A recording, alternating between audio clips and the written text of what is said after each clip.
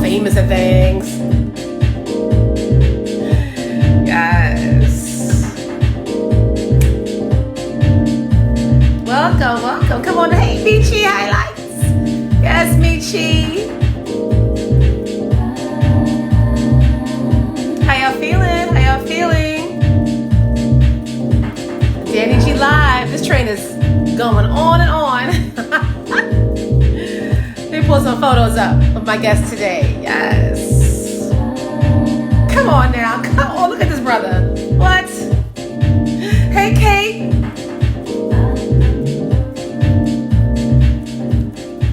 Hey, if you guys are vegan, or even if you're not, if you're ever down in Philly, South Philly, please stop by The Tasty. It's a wonderful diner owned by fabulous Kate Hiltz. Shout out. Yes. Come on, music. That's right. Welcome. This is hope to see you soon, Kate. This is my guest today. Actor, director, writer, singer, Shabazz Ray. Come on, y'all. Shabazz Ray. Hey, Calvin. Let me film some more photos real quick. But these are a lot and they're beautiful, right? I absolutely love this picture. Look at all that. Look at all that joy. How beautiful is he? Okay. All right. Let me get this intro going. Thank you guys for joining me today, as always. It's Friday and my neighborhood is already lit. So you might hear some, conflama going on outside my window, but it's okay because I'm on Wash Heights, in the Heights, and we'll get to that later. However, today my special guest is Shabazz Ray. Shabazz and I met over 15 years ago on the set of Freedom Land with Sam Jackson and Julianne Moore. They were in the film, and it was filming up in Yonkers. And so, one of my survival gigs over the years has been doing extra work, background work on films and TV. And so I met this brother back in 2004-05 on the set in Yonkers, and we have stayed in touch ever since. I think we first connected, of course, we gave each other our cell phone numbers, but then on MySpace. I think it was MySpace, y'all. So Shabazz Ray is an actor, writer, director from Harlem, New York, currently residing in Los Angeles. He comes from a family that was always involved in dancing, music, and singing, which I definitely want to ask him about all of that. And they even owned a nightclub. So yes, he started out as a musical theater actor and then moved into film and TV. He starred in the films Zoolander, Changing Lanes, Bad Company, and most recently, If Beale Street Could Talk. I love that movie. Oh my God. Just to name a few. On TV, he's been on Fox TV's Fringe, NBC's Deception, Netflix's Orange is the New Black, CBS's Golden Boy, along with Person of Interest. I actually posted a clip of him on that show earlier today, or yesterday. And in the comedy film Landline with Jenny Slate, Edie Falco, and John Turturro. And so much to ask this man about today. So let me come out of my photo, of this beautiful photo, and go and find him. I believe he has already sent me a request. I hope you guys are doing great today. What a week, right? What a week. Okay, Shabazz is in there. And let's see. Phone. Yes. How you doing? See what happens. Dun, dun, dun, dun, dun, dun. Hey. Come on, background. Look at that background. That's so awesome. Thank you. Thank you. It's so purple. I love it. How are you? You look amazing. Look at that. Y'all, look at that skin. Come on, look at this brother's skin. Okay. I'm great. How are you? Thank you so much. I'm good. I'm so good. Thank you so much for doing this with me today. Thank you so much for having me. Yeah, I can't believe. I mean, to be honest, we have not seen each other, right? Since working on Freedom Land. Wow, have we seen each other that was since a then? long time ago. It was. Was that the only films that I saw you on was Freedom Land? Yeah, I think, yeah. Yep. So as most of you know who've ever worked on a movie set, you know it's a lot of sitting around and waiting and waiting. And sometimes you can be on set for 18 hours and maybe get called for the last shot, and then you work for 2 minutes and then send you home. And that's just how it goes. So we were up in Yonkers in a scene with Sam Jackson, Edie Falco, I think was also in that movie, and Julianne Moore. I don't even remember what the movie was about. I don't even know if I ever saw it, honestly. I was just trying to make my coins. But I met Shabazz and we struck up a conversation, and then they shuttled us back and forth on some school bus or whatever kind of bus it was. Yeah. And so we're just talking, and we started talking about how, you know, we both were singers and doing all these other things. And so anyway, here we are 15, 16 years later.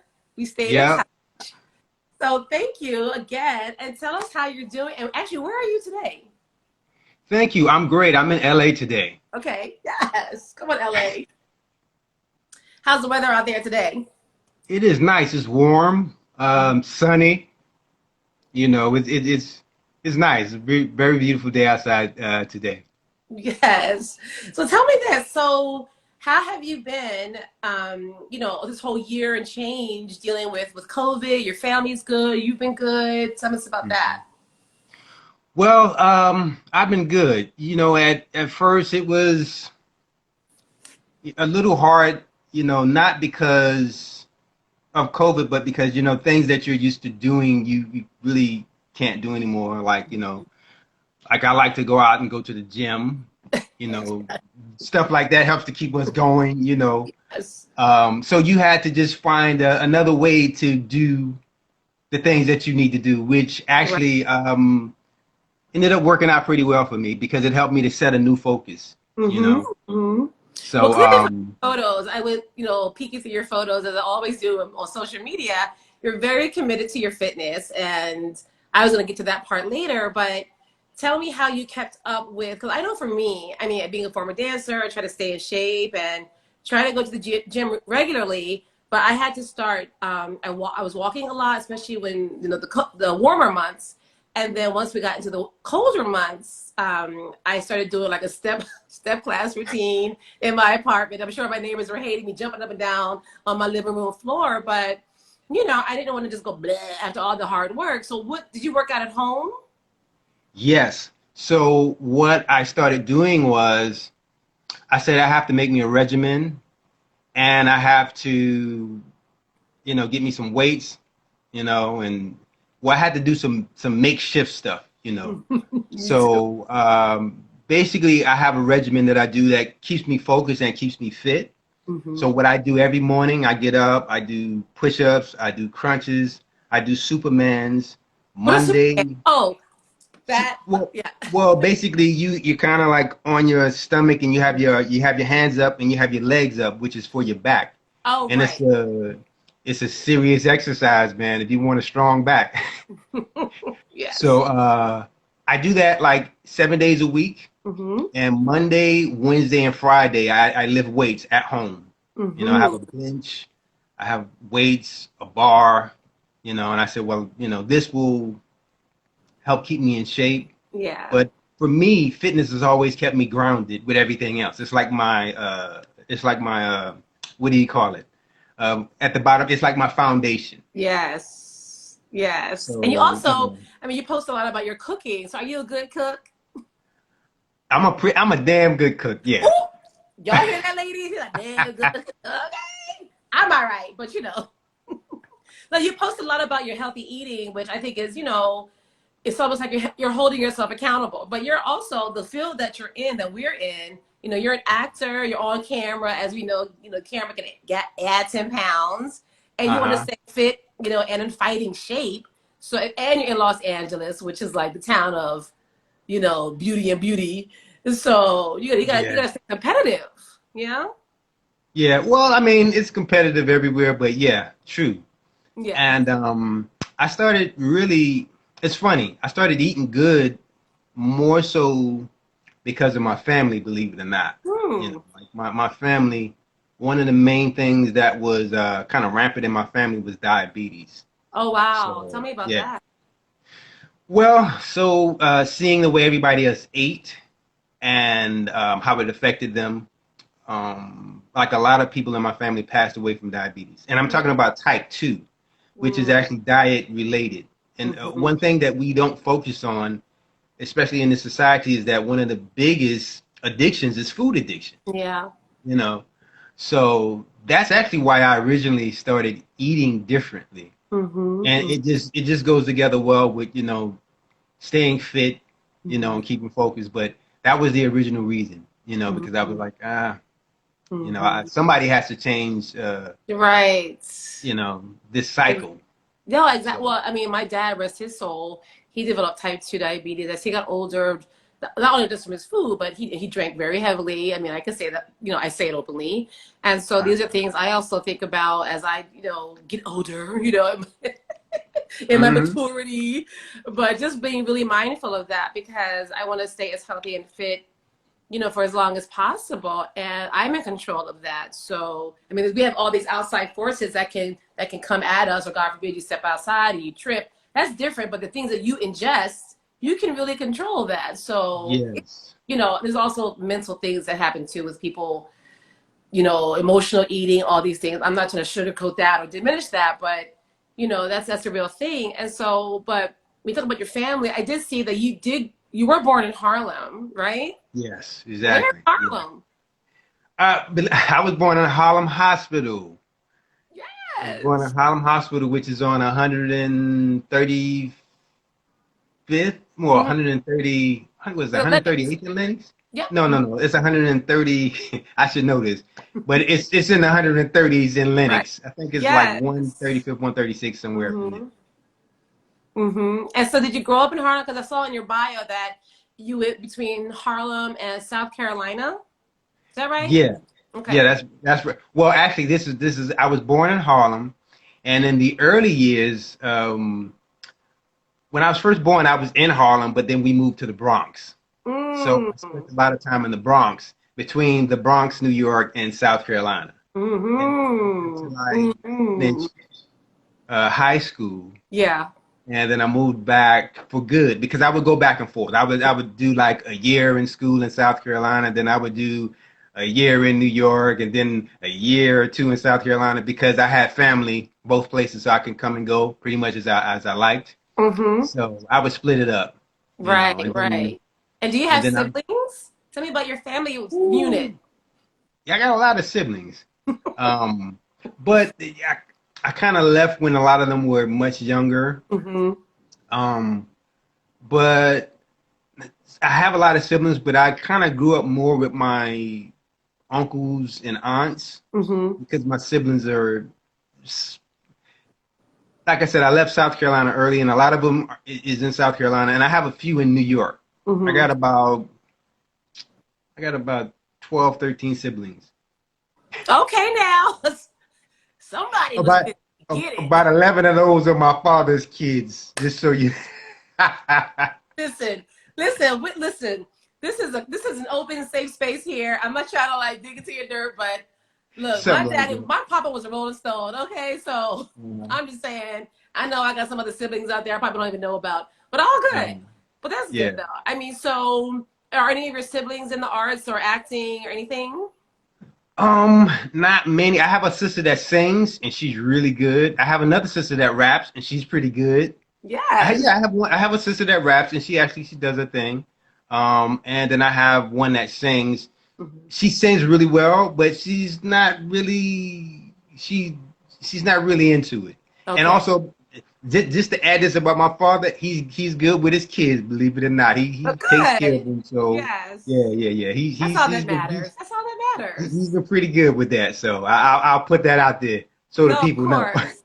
No, I appreciate you for saying that. And so I do remember us now being on the bus leaving the set, and us talking about your vocals. I do remember that because at that point, 2005, I was singing pretty full time with Kathy Sledge of Sister Sledge. I remember telling you that you were like, what? And so growing up in your family had a nightclub. Like, what kind of, like, was it live music or just dance music or, like, you know, recorded music? Okay, so my grandmother and her brothers had a club. You know, I was pretty small then, but they also performed. Okay. So yeah. Because my grandmother, her and her brothers used to sing. And they were pretty damn good. They used to do a lot of the a cappella stuff too. And I was very small back then, but one time I saw them sing in church because I never saw them all sing together. You know, and they sung together and it blew my mind. And when I saw them, they hadn't sung together in like years. But they sang this song and it was like, you know, like the bass and the tenor and you know, 3-part harmony, and I was like, wow, I didn't even know they could do that. So yeah, they owned the club. And now was that was in South Carolina or here? That was in New York. Okay. It was in New York. Yeah, and one of her brothers plays too. So he plays guitar. Man, he passed away now, but Uncle Billy was like no joke. He guitar and he could sing his butt off. Yes.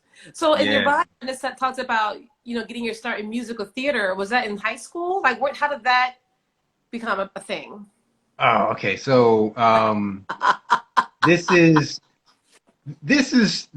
funny and cool, and it happened more than once. So the first time I did a play, I was about 11 or 12. And back then I was really into dancing. You know, I used to break dance and everything. So I was into break dancing and hip hop. Well, back then it was rap. Then it wasn't hip hop. Then it was rap. Right. So back then I was into, well, was it hip hop? Anyway, I was into break dancing and hip hop. And I was kind of popular for that in school at the time.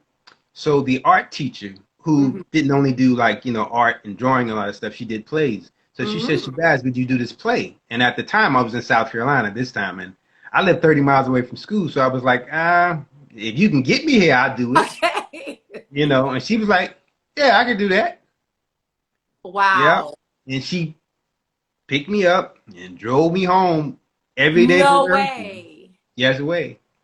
See, you know what? I love stories like this because, you know, every so often we talk about our angels who kind of like guided our way, and we don't know it until we're like later on. It's like, wow, that person is what sort of propelled me to the art form that I'm in now. And when I was in 6th grade, never thought about dancing professionally. I mean, I love to dance, act up, and all this kind of craziness. But it wasn't until this one woman, Carla Washington, plucked me from my 6th grade class. I was all chubby and flat-footed, but whatever she saw, she was like, I'm gonna mold you and squeeze them little feet, you know?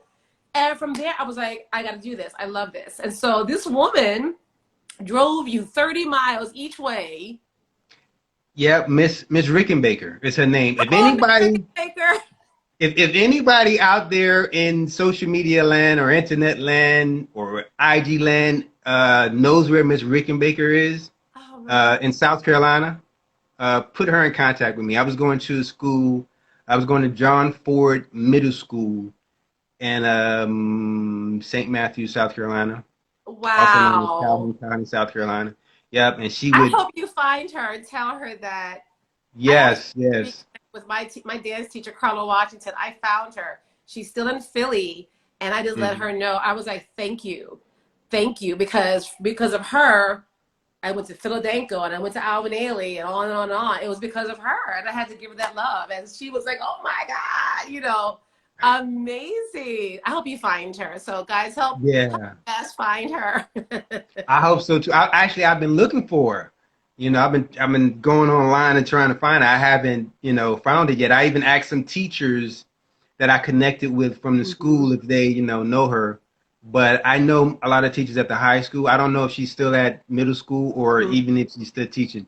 But yeah, she really was serious about me doing the play, you know, and Yeah. she really went all out. I don't even know if they still have teachers like that, you know. Right. That's so hard. What was the play? Oh, the play was called "It Doesn't Hurt to Dream." You know what? That's it. I'm done. I'm done. Come on, it doesn't hurt to dream. Who did she write it? Who wrote it? She wrote it. She Yes. wrote it. We performed it at my well, actually we performed it at the middle school that I was going to at the time. Mm-hmm. And then we performed it at I think we performed it at I think we did. I'm not sure, but did we perform it once? I think we performed it twice. I think we performed it at the University of South Carolina. I think we did. Nice. I think we did. And so, yeah. And supposedly, I don't know how true this is, supposedly we got an invitation to perform it in DC back then. Oh, word? But we didn't do it because they wanted to sing our songs, and she didn't want to do that. So she said, "Nah, we're not. We just right. This is my material." Yeah. So that was your first time on stage, and from that experience, I mean, were you nervous? Did you feel like this is it? I'm hooked. You know what? Actually, I didn't, and it's funny. I thought that would be the first and the last play I would ever do in my life. That's what I really thought. Yeah. Because I was so gung-ho on dancing and music. And a strange thing happened. So I finished high school and everything, and I decide, you know, through asking myself for a whole year, what am I going to do when I get out of high school? So I ended up moving back to New York, and a little bit more than a few years, maybe about 5 or 6 years, well, maybe a little less, maybe about 4 or 5 years after moving back to New York, my girlfriend at the time, she's an actress. She's doing a play. So I go to pick her up. And the director is like, "Hey, man, how you doing?" I was like, "I'm good." He's like, "Can you act?" I'm like, "Nah, man, I sing." And I kept walking past him to go to the front of the theater to get her. And he followed me. He's like, "Oh, you sing, man? Oh, that's cool, man. Sing a little something for me." I sung. He said, "Oh, you got a good voice, man. Read the script." What? I was like, "Oh, okay, man, I read the script." Because in my mind, I'm not going to do the play. So I read the script. He's like, "Oh, man, that's pretty good. Why don't you come and do the play, man?" I'm like, "No way." Yes way. And I'm like, "Nah, I'm not doing the play." What did your girlfriend think? Was she like, "Yeah," or like, "No, babe, this is my moment"? Well, at the time, she was still getting ready to come out after rehearsal. So when she comes out, me and him, we're talking. And we going back and forth. He's like, "Come on, man. You ain't got nothing to lose. Come on, man. Do the play, man." I'm like, "Nah, man. I'm not doing no play, man." And she's like, "What are y'all talking about?" I said, "He asked me to do the play, and I'm not doing the play." She said, "Well, why don't you try it?" Nice. And then the light bulb went off in my head, and I said, "Okay." And then after I tried it, what happened after I performed? I went off stage, and this guy was like, "Hey, my brother, man, you did a good job, man. You did a real good job." And that's when I got the bug. That's when I got the bug. Oh my God. Do you remember his name? The guy who said that to me? No, because he was one of the guys from the audience. Oh, you know, okay. Yeah, he was one of the guys from the audience. And it was like in between scenes, and I was going to the bathroom really quick. And after he said that, that's when I got the bug. Yeah. That's when I fell in love with it. And after that, I ended up doing another musical because somebody that was in this play was doing another play. They were actually one of the writers in the play. And that play was called The Perfect Mate, and I played the perfect mate. But the perfect mate isn't what you think it is, though. Okay. The perfect mate was kind of like a android love machine. So it was like a sci-fi play or something. Yes and no, but it was more about a relationship between a guy and a girl, and the girl wasn't feeling satisfied, about their relationship in more ways than one, Oh boy. So at the time, it was this company that you can order up a man to your liking. Oh. So she called up the company Right. put in her order for everything she wanted in the man, and And I you was show that. up.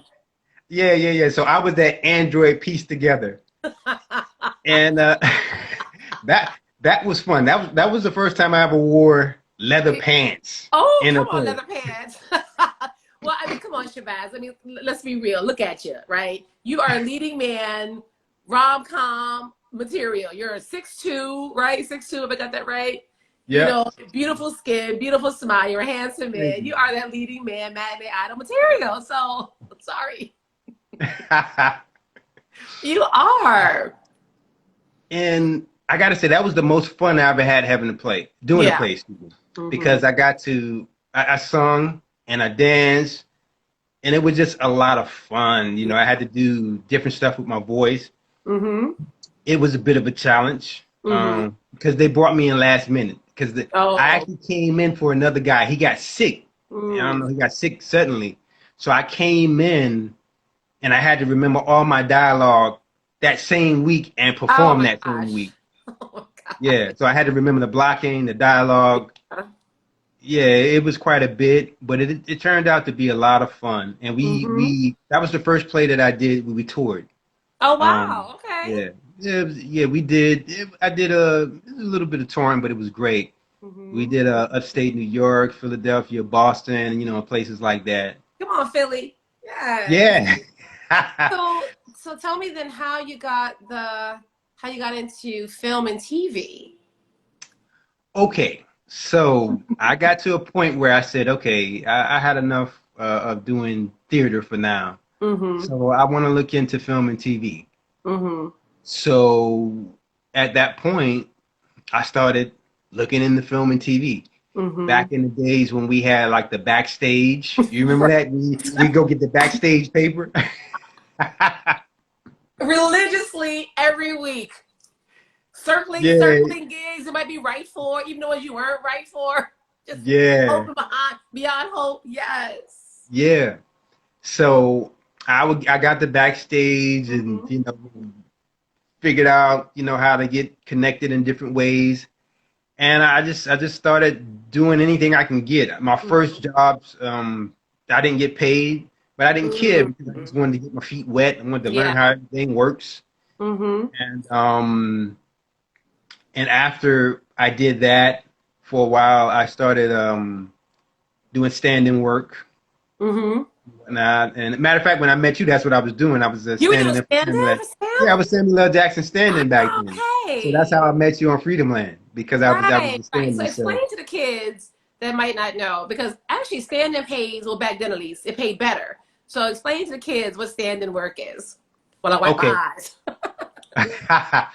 okay. Basically, what standing work is, kids, The kids. is is basically you're the guy or girl who will watch the main actor do a scene, and after you watch them do a scene, you will reenact that scene. And the purpose of you reenacting that scene is so the director of photography can set up the lights, Mm-hmm. so they can set up the cameras, and also even perfect the blocking of the scene. Right. And while they're doing that, they're actually saving money because the Mm-hmm. main actor is back in makeup, wardrobe, getting all Right. this stuff done. So no time is wasted. Right. So you got to make sure you watch everything that's going on. If he Mm-hmm. uses the right hand or the left hand, you got to make sure you use the right hand or left hand. If he turns left or right or whatever he does or she does, you have to be on point. You Mm-hmm. know? So basically, that's what it is. A stand-in just reacts to scene, so production could speed up the process of movie making Mm-hmm. or TV show Mm-hmm. making. Mm-hmm. And in your profile, you know, quite a few photos with Sam Jackson. So did you work as a stand on other films and TV? Yeah. I worked with Sam for about 7 or 8 years. No way! I Yeah. didn't realize So that. yeah. I did Okay. I That's a did good gig. yeah. It's a good gig. It's a Yeah. good gig. Now, especially when you're starting out. Yeah. It's a great gig, and I Mm-hmm. would recommend to anybody who's an actor or an actress, if you can get a standing gig, Make sure you learn how it works, because if you don't know how it works, they will fire you. Yeah, right. So make sure you learn how it works. You got to know what camera right and camera left means, back to Right. one means, and stuff like that. All of that. All of Exactly. that. Yeah. So Yeah. I would recommend to anybody new who's starting, get a standing gig if you can get it, because it'll help you learn so much about the business Mm-hmm. in terms of acting, Mm-hmm. and how shows are shot, how TV shows are shot, how the lighting is done. Mm-hmm. You know, you can get to learn by watching the actors, the Yeah. directors, the even the producers. When you're Mm-hmm. standing, you get closer to everybody. If you do a Yeah. great job, it's even better. No, it's And the one standing gig I remember that was pretty much ongoing was when they were shooting Beloved years ago with Oprah Winfrey and yeah, I Danny remember. Glover. So I was stand-in for Tandy Newton, and I only not only did I get to shoot and do work in Philly when I was still back living in Philly, but this I also got to go on set in Maryland where they had built up like this whole farm and like that weird, whatever that scene was. And I got to work closely with Jonathan Demme, which was super cool. And so it was fascinating and Yeah, a lot of fun, a lot of hours, again, a lot of hard work because you really have to, like you said, pay attention. yeah. Um, and so you're in New York, and when did you decide to make the move to LA? Oh, not that long ago. You Oh, know, okay. about a few years ago, I decided to make the move out here. Hmm. But I want to actually answer your. Well, I guess I pretty much answered it. But um, yeah. Anyway, getting into film and television was, once I, decided, I had enough of, doing theater, because theater is grueling. Hmm. You'll be rehearsing for 4, 5, 6 hours Yeah. straight. You know. Hmm. But So yeah, I decided to make. you find that more grueling than TV work, where sometimes the days can go 16, 18 hours?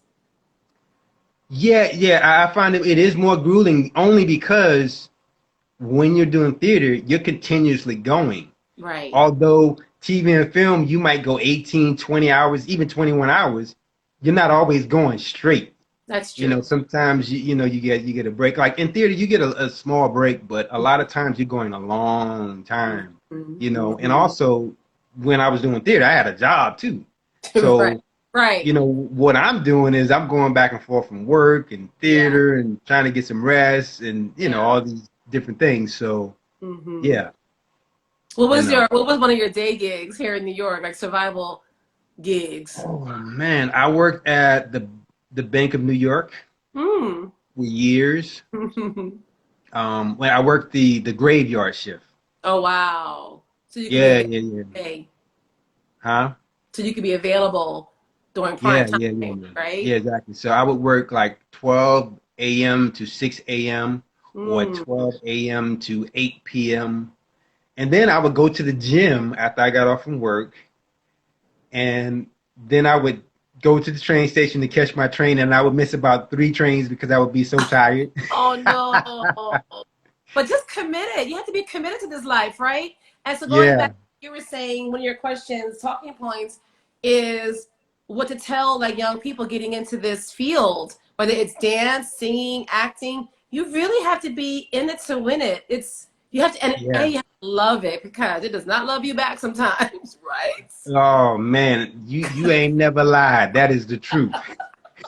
You ain't never lied. Okay. Sometimes, but to that I would say this. Sometimes it feels like it doesn't love you, but Yeah. as long as you are working towards your goal, as long as you're doing something within the universe, things are happening for you.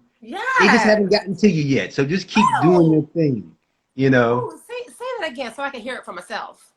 So even though you're doing things and it seems like nothing is happening, as long as you keep moving forward, things are happening for you in the universe because people are watching you, and that like energy is attracting back to you, nothing might not be happening for 6 months, a year, but somebody is watching you and saying, yeah, I like this guy right here. Yeah, I like this guy. Yeah, call that guy in right there. Yeah. It's Mm-hmm. so true, man.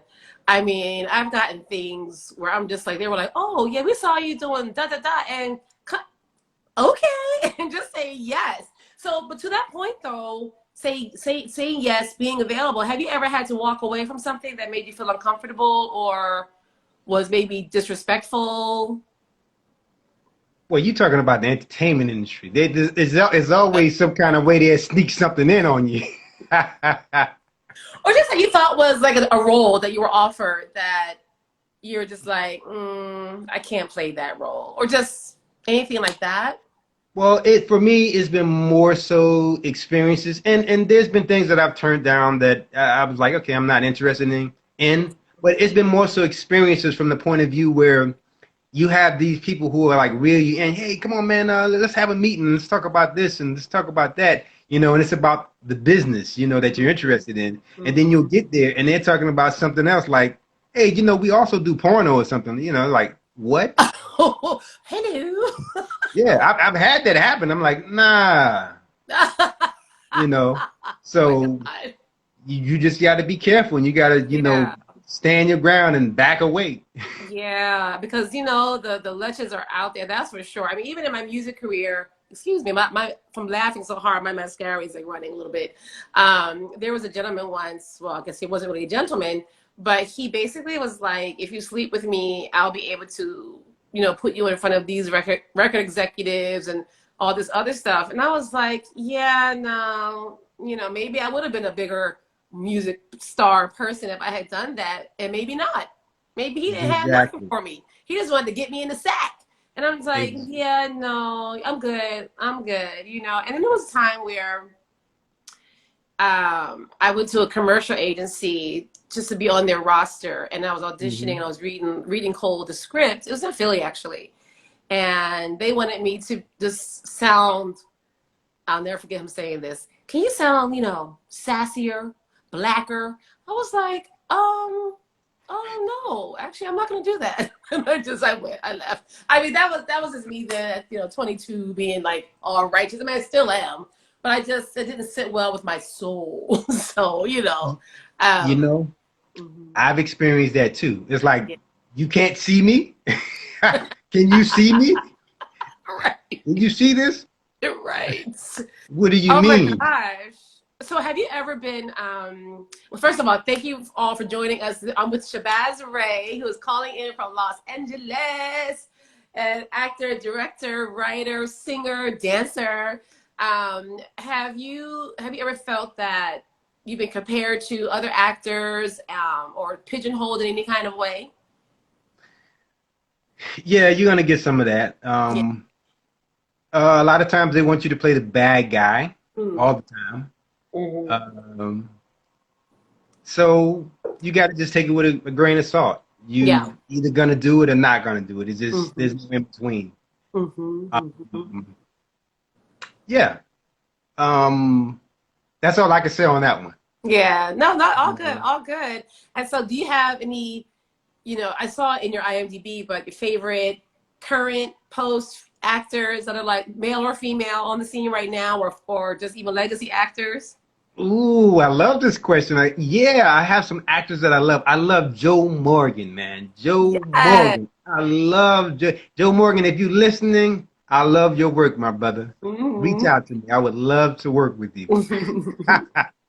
I write and direct, Joe. Okay. I Yes. love Joe. I love Joe Morgan. Um, I love Anthony Hopkins. Yeah. Right. I love Mm-hmm. Anthony Hopkins. Samuel L. Jackson was one of my was why I wanted to work with him. He was one of my favorite actors. I Mm-hmm. love Sam's work. Um, who else do I love? Oh man, yeah, Joe Morgan is just my favorite man. He's just phenomenal, man. It's like, Yeah. oh, it's like Mm-hmm. he just got it. Yeah. Mm-hmm. You know, I've seen him do a scene where he goes from laughing to Mm-hmm. crying Mm-hmm. to serious to laughing, all in one scene, and it's Yeah. just so authentic. Yeah. Who else do I love, man? What about It's the women? So you were in recently in Beale Street. We talked about, I mentioned it earlier. I mean, did you get to be on set with Regina King? Because in the movie, right, you were like the love interest for Kiki Lane. No, no, no, Before no. I wasn't a love interest. No, no. I had a scene with her. okay, I tell had me a about s- that again. I had a scene with her, and she worked in a perfume shop.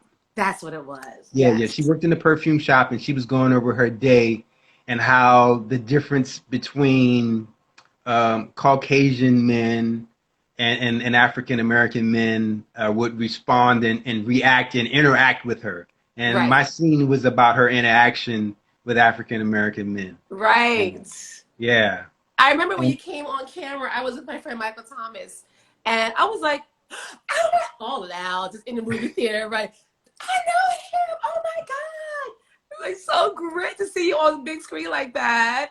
And so, did you get to meet Regina King? I love her. um, no, I didn't get to meet Mm-hmm. Regina King because the day that I worked, she wasn't there. Mm-hmm. I went to set only a few times. I went to get fitted for my Mm-hmm. for my costume, Mm-hmm. and she wasn't there that day. It was just Kiki Lane and the other actors Mm-hmm. and the director, but she Mm-hmm. wasn't there. Mm-hmm. And so no, I didn't get to meet her. I would love to meet her because I love her work too. Actually, I love her work. Oh, I love Regina her King, work. she's And phenomenal. she won an Oscar for that. Yes, yes, yes, I remember. Yeah, yeah, she's phenomenal. She's She's phenomenal. phenomenal, very authentic. Mm-hmm. She's Mm-hmm. another person I would love to work with her. She's phenomenal. Regina, if you're listening, and how is it working with Barry Jenkins, the director? Man, Barry Jenkins was so cool. He was just Nice. very cool, very down to earth. Mm-hmm. One of the nicest directors I've ever met. Oh, that's And good to know. I've worked with some directors that was I'll say like my grandmother used to say, uh, man, he's a pickle. But but he was great, man. He was a Uh, phenomenal guy, nice, real nice guy.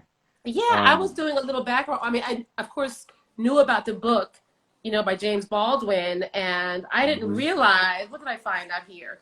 It was his first novel that focused exclusively on a Black love story, between a man and a woman, and exploring Black life, emotional bonds, holding African American families together. It's such a beautiful story, but also, the sad part of the story is the injustice where he was, wrongly accused, the main lead character male of, assaulting this white female, and Yeah. as we know, that stuff is still But going on. actually, she was Hispanic.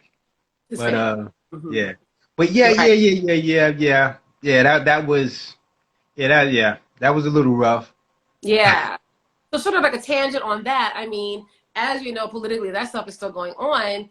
Just quickly, can you share anything like, because you are, you're a tall, striking, muscular, Black man.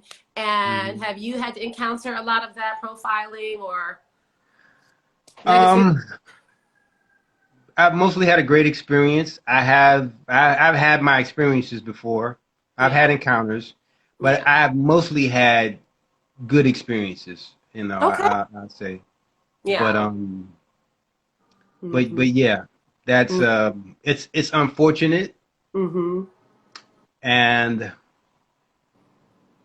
I hope through us looking for answers and Mm-hmm. solutions that we Mm-hmm. find a way to alleviate that. Mm-hmm. You Mm-hmm. know, because I'm Yeah. a solution and answer type of guy. We Yeah. already know what the problem is. So Yeah. And I love now, a lot of the things you share on your social media, a lot of like positive messaging. I actually shared one.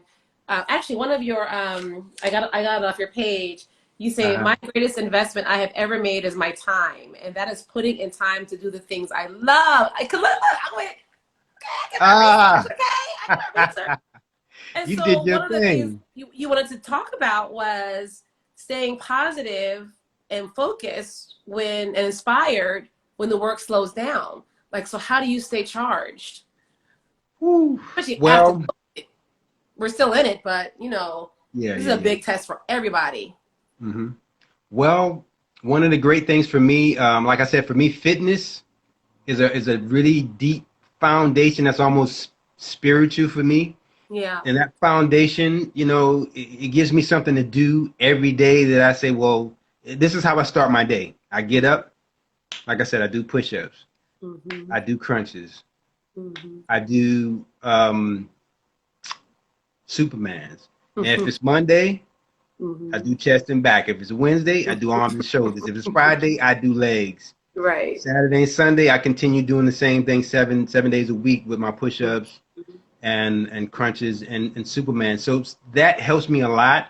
I Mm. always look at something positive as soon as Yeah. I get done with that. I look at at least about 15 to 20 minutes of something positive every single day, 7 days a week, every single day. You Mm-hmm. have to flood yourself with positivity, because what you think about, you bring about. No, yeah. What you think about, you bring about. Yeah, what you Come think on now. about or what you see, you're influenced by it and you Yes. attract it. Right. So, if you do positive things, you're going to attract positive things, I you believe know? that too. I really do. Yeah. Like even as crazy as this year has been for so many people, me starting even these IG lives, I mean, has just led to so many good things. Like, I'm starting to get agents reaching out, asking Uh-huh. to interview their clients. I'm like, do you understand? Like, if y'all can see my setup, it's so funny. I'm like, No, I'm in but the living room, shit goes wrong. God. Washington Heights outside my window, bachata. I got people yelling and screaming, ice cream truck, you know what I'm saying? But they're like, but that's what we like about it. I'm like, all right. So I do believe that though. But you bring good, you bring about good, you think good thoughts. And yeah, that's really crucial. I love that. I yeah, love that. and do something towards your goals, whatever you're doing. Like if you're an actor or writer, director, do some writing, Yeah. I finished writing a script. So, do stuff towards, your thing. But, Yeah. it's so important how you start your day off and Mm-hmm. also how you end your night or end your evening, you know. Mm-hmm. That's And very true. yeah, so that's the thing that keeps me focused, that keeps me positive, is to engulf myself in positivity. Now, that's Mm-hmm. not to say that there's never a time that I don't feel down or something Oh, of like course. that. Yeah. When I feel that way, Mm-hmm. I feel it, I understand it, and then I realize, okay, I got to do something to get out of this. Is that something that's come over time, or is that something you've always felt, even as a young man? I'm not saying you're not young now. I'm just saying, has maturity? Because you look good, brother. Has maturity Thank sort of you. like fine tuned that way of thinking? Yes, I would definitely say that. I've always been positive, Mm. but my process has changed over the years. Mm-hmm. Um, Especially once I got into, acting, Mm-hmm. because in entertainment, period, when in the Mm-hmm. entertainment business, you need some good stuff coming in, because like we said earlier, although you love it, it may not always seem like it's loving you back. So Right. when it seems like it may not be loving you back, you have to have that balance Mm-hmm. to keep going, to Mm-hmm. have something that makes you feel good, you know. Mm-hmm. And it took me a while to learn this. Mm-hmm. It definitely wasn't a part of my early strategy. Mm-hmm. It came later on after, years and years and years in the industry. I wish I would have, I guess like everybody else says, I wish I would have known this earlier. Sure, you know what I mean? But anything that you're saying now to me now is good for young actors, artists to know, but even artists now that might be, slacking or, and again, I look at this year like almost like a wash. Like we can't, people have had to deal with this year however they could get through it. You know what I mean? But as we're Hmm. getting back into some sort, I don't even want to say normal, but that's life, period. Hmm. And what about LA? So LA, I sort of just like stopped listening to all the COVID news. What's going on with LA? Are you guys wide open now? Like what's going on the Um, streets? well, it's to me, my experience has been almost very similar to the same as before COVID, because remember LA is kind of, it's spread apart. You're not like we're not very close to each other like in New Mm-hmm. York. Mm. The only difference has, in the beginning was you had to wear your mask and you had to Mm-hmm. get on the long lines to get to the grocery stores and Yeah. different things like that. So now it is better. They have opened up. Mm-hmm. You wear your mask if you go into a restaurant, but once you sit at your table, you can take off your mask. Yeah. That's pretty much what it is. Mhm. I don't see lines anymore when I go to the grocery store. No, Strangely right? enough, I see lines at the bank, but not at the grocery store. Right. Exactly, right? I know it's, I Yeah. mean, New York, I don't know when the last time you were here, but it's pretty feeling like, okay, we're back and people are on the streets and Yes. going to shows outdoors mostly now because it's warmer and you can sit at the bar, you can, so my festival is coming back and I'm excited and so thankful. Just When is your thankful. festival? Summer Stage, so I still book dance at Summer No, Stage. no, no. When is it? Oh, when? I'm sorry. So the first show actually is next Thursday, and it's Oh, with Wynton Marsalis, the trumpeter, and oh, his band okay. from Jazz at Lincoln Center. Okay. What we've been doing just to kind of like ramp up and get ready in the venue, we've been doing a ton of graduations just to sort of Hmm. like, it's almost like dress rehearsals, but because the graduations couldn't happen indoors, Hmm. they came and rented out our space, which is awesome because it's revenue for us and Right will help on. the festival and the organization get back on its feet. So I'm excited. So we have Wynton Marsalis coming up. We've got Chris Bodie. That's a ticketed show. I mean, well, they're all ticketed, but that will cost money. George Hmm. Clinton and Parliament Funkadelic is coming Right back. on. Right on. Right on, right on. So it's a good lineup. It's a good lineup. I have one big dance show in July, but I also got a chance to book. The only other venue we're doing is Coney Island this year, and Hmm. my girl Gloria Gaynor is performing. She said Okay. yes to a show, and I'm doing a celebration of Michael Jackson at the end of August, actually on his birthday, out in Colorado. Wow. So that should be fun. That's a lot of dance. So Yeah. Our yeah, birthday's in the it's same good. month, me and Michael Jackson. Right. So I definitely don't want to let you go before I ask about your film, the long Yeah, my short. We gotta feature. talk about your film. Oh, okay, okay. I'm gonna talk about it. Also, I'm gonna be in New York late June or early July, something like that. That's why I Yeah, asked about. gonna be in person if you have time. If you have time. No, if you have time. That'd be so Yeah. great to see you. But that's Okay. cool. Right on. So I'll tell you about my film. My Yes. film is a feature film. It's called The Long Short. Mhm. It's a film about a diverse group of New Yorkers that are ultimately affected by their choices, encountering unique, strange, and sometimes supernatural experiences, Mhm. revealing their darkest and most hidden secrets. That's what it's Mm. basically about. Mhm. Mhm. And so, how long have you been working on it? So you wrote the whole thing. You're writing it. Yeah, I wrote, directed, and produced it, and it's a long time coming. And this is what I was saying to you guys earlier about you have to keep going, Mhm. because I did the film quite a while ago, and people were saying, put Mm. it out, put it out, put it out. I'm glad Mhm. I didn't put it out because I would have done it and not know what the hell I was doing. Right. Which for some people that's fine. Mhm. But now is the right time for me to release it. Mm. So Mhm. it took me a while to do it, and it has a very beautiful and diverse cast, some great actors. Mhm. Jimmy Brooks, Kim Aria Peterson, Zoe Kapuris, Chris Rustin, Michelle Lamelza, Mhm.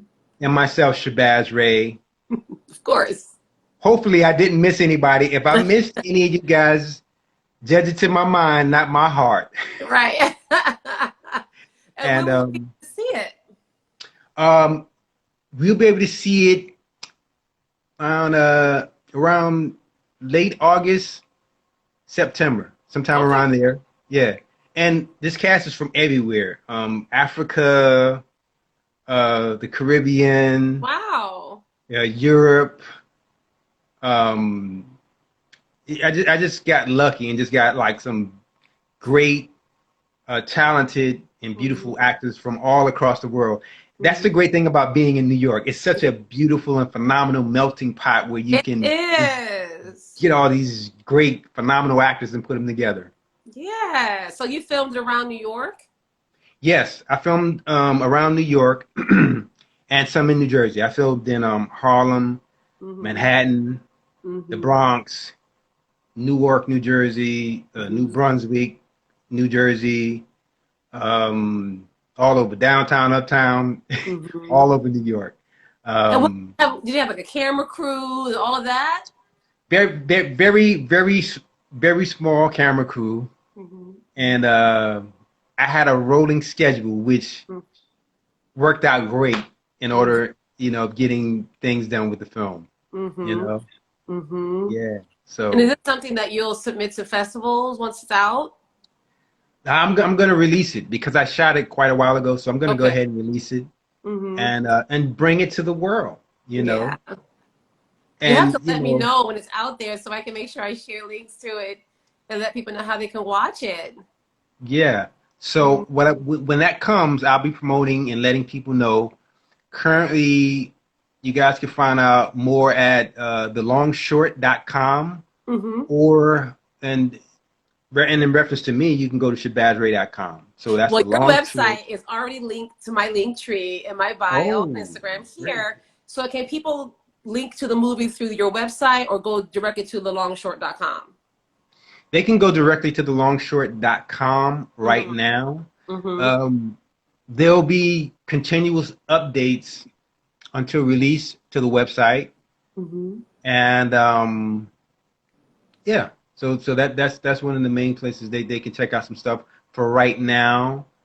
And also there is a Instagram, which I'll be up. Do you have the Instagram too? I don't. I only have your Instagram, so I'll find it, or you can send it to me. Yeah, I'll send you the Long Short Instagram too. Yes, please do that.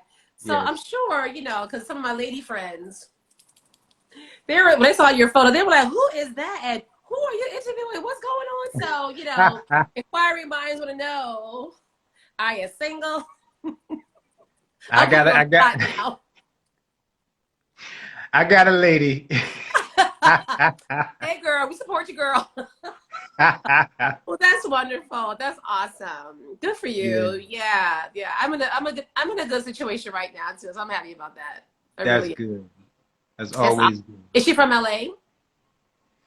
She's from the San Francisco area. She's from but she's she's in we're in LA now, but yeah, she's from the San Francisco area. Yeah, and going from I had this on my notes earlier because I like LA only to visit. I like the pace of New York. I like the grittiness of New York and just being able to walk around because I don't drive, which is criminal, but whatever.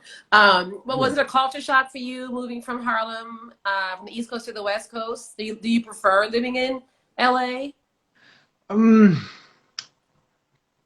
There's some things I like about LA, and there's a lot of stuff I love about New York.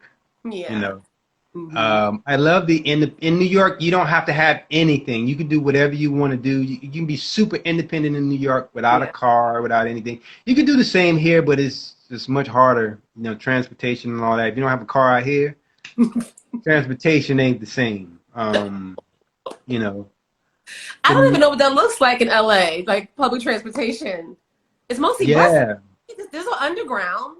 Right? It's slow. No, they have train. They have a train system. They have buses, but it is super slow, and they're kind of like behind. And to me, I believe they're behind in terms of the development of their transit system. Yeah, they're very behind. So it's slow, and it's very slow. To get a short distance, it takes a long time. Oh my God, I can't even imagine. I cannot even imagine. But okay, so for instance, like right here, I love this apartment that I live in here because it's quiet and it's very peaceful. Yeah. I love that. Yeah. Somebody said, I heard the train is nuts. So that's my girl Beachy.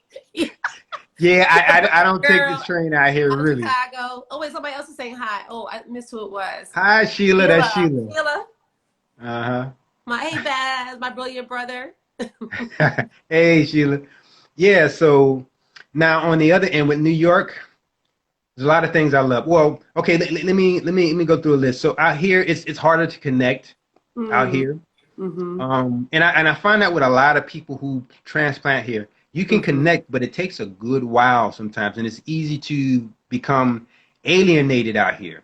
Mm, mm-hmm. Yes, because everything is far spread, and Yeah. everybody drives the car. People Yeah. drive the car to go 2 or 3 blocks. I mean, they drive the car. Yeah. So Wow. the neighborhood that I live in is nice. Actually, Yeah. people walk in the neighborhood, not Mm-hmm. a lot, but they walk and they ride bikes. Mm-hmm. And it's kind of it feels like family oriented. That's why I chose this neighborhood, and it's also close to all the places I want to get to. So Nice. those are things I love about here. Yeah. Now I go to New York, so with Mm-hmm. New York, I just love the energy because in every place you go to, there's a different vibrational energy. Mm-hmm. Everybody needs to understand that there's a different vibrational energy, meaning that each place gives off a different how could I put it, a different energy that will make you feel a certain way, Mm-hmm. or basically that's it. So in Yeah. New York, the vibration to me is much higher, you Mm-hmm. know, and also it's faster paced Yeah. also, and I love that. And you don't have to depend on anybody for anything in New York, Mm-hmm. whether you have a car or not. Because you remember you were talking about the car. Miss you Mm-hmm. too, Sheila. Remember you were talking about driving and all that. Like I drive, Yeah. but I'm not a big fan of driving. But I, Right. I can drive. I have Yeah. my license since I was like 15. So, Yeah.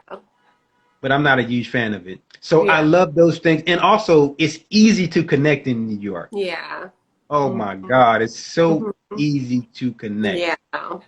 Like, in New York, like I just have connections pretty much all over the place, Yeah. because there's a different vibe, there's a different vibe. And Yeah. what I mean by a different vibe is that if somebody sees you doing something, you're focused and you're doing your work, they're Mm-hmm. like, yeah, I'm gonna help that sister out, or I'm gonna help that brother out, or I Yeah. can connect with them Mm-hmm. without any ego, Yeah. you Mm-hmm. know. It's true. And Yeah. I love that, and it doesn't matter for most, what level they're at, Yeah. And like I I think made, heightened now that we're coming out of this pandemic, people are really trying to, help others get on, help each other. Like you just said, you can create, collaborate. A lot of these institutions and these venues and artists are just collaborating just to get New York pumping again, and it's slowly but surely Mhm, happening.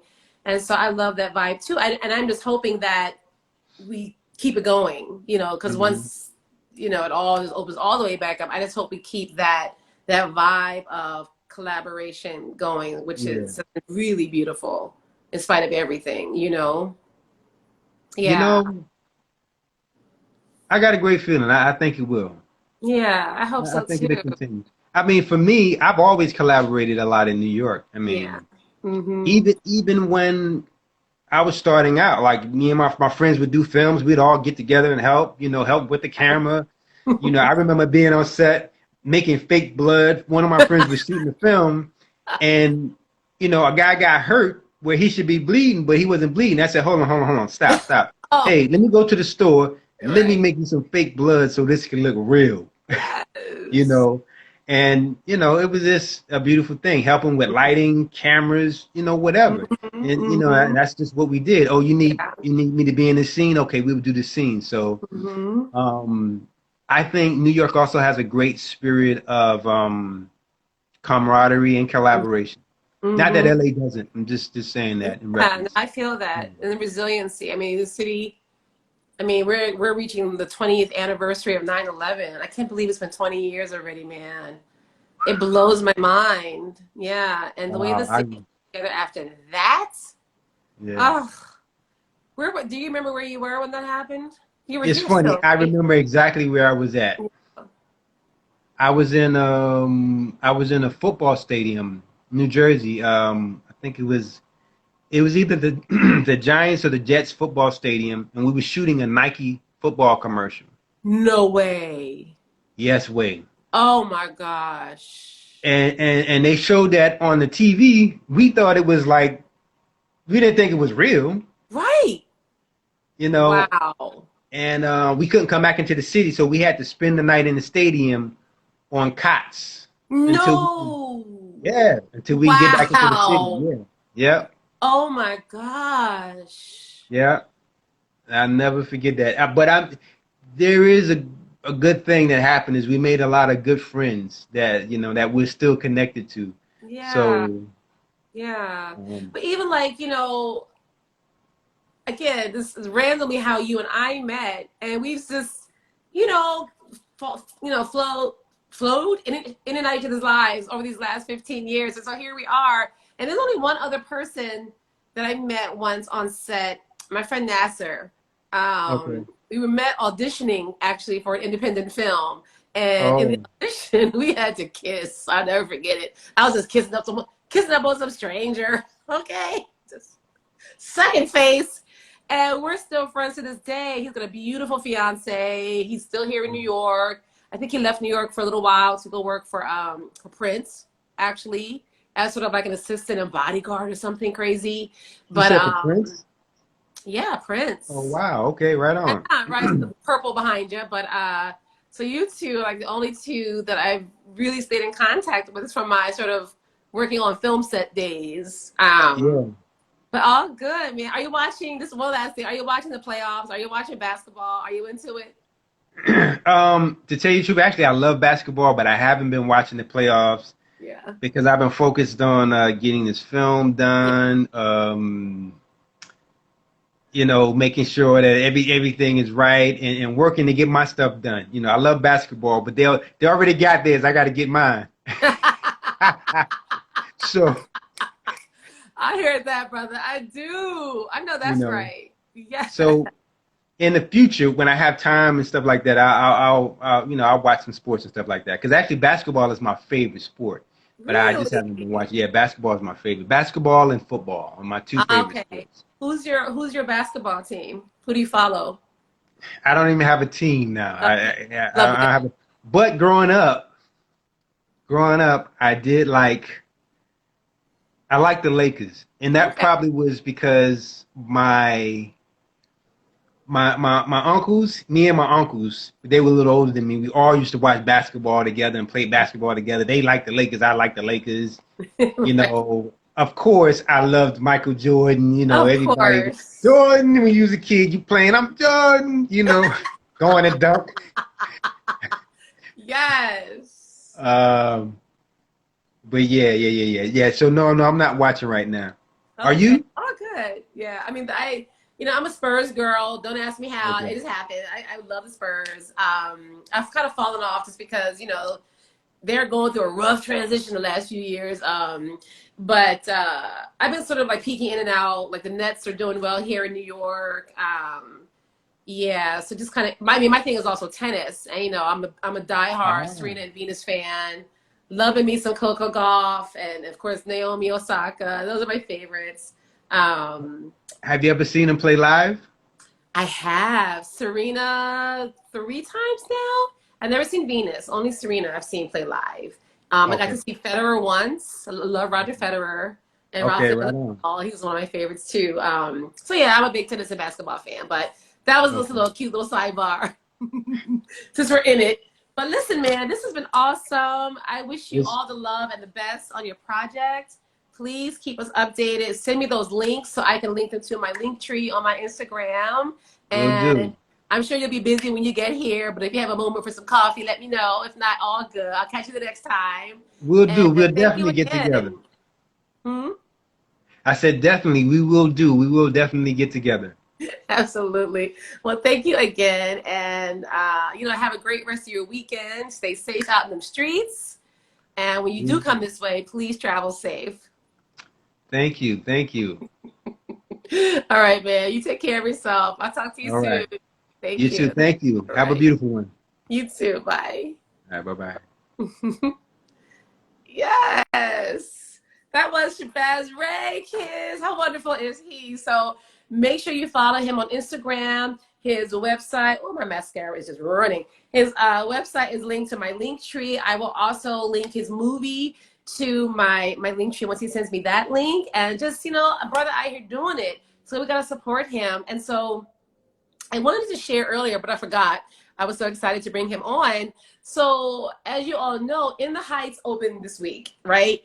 And I got to work on the film for 2 days back in 2019 in a dance scene with Abuela for the musical scene Paciencia y Fe. And so this photo, I'm so amped to show you guys this photo, was shared, I guess, last week on the director's Instagram page.